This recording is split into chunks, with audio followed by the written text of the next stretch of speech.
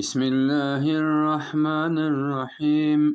وقالوا لجلودهم لم شهدتم علينا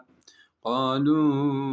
أنطقنا الله الذي أنطق كل شيء وهو خلقكم أول مرة وإليه ترجعون وما كنتم تستترون أن يشهد عليكم سمعكم ولا أبصاركم ولا جلودكم ولكن ظننتم أن الله لا يعلم كثيرا مما تعملون وذلكم ظنكم الذي ظننتم بربكم أرداكم فأصبحتم من الخاسرين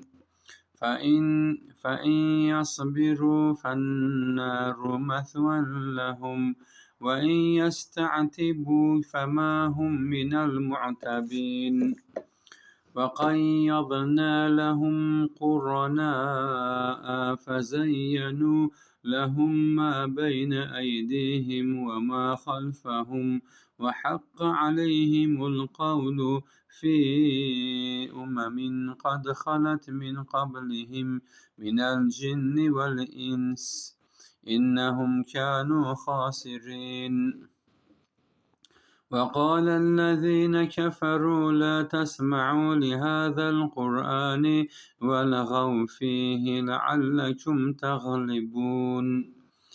فلنذيقن الذين كفروا عذابا شديدا ولنجزينهم أسوأ الذي كانوا يعملون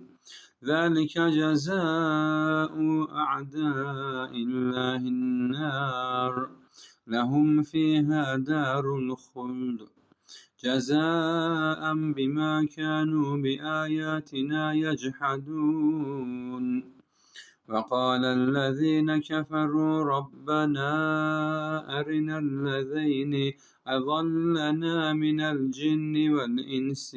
نجعلهما تحت أقدامنا ليكون من الأسفلين صدق الله العظيم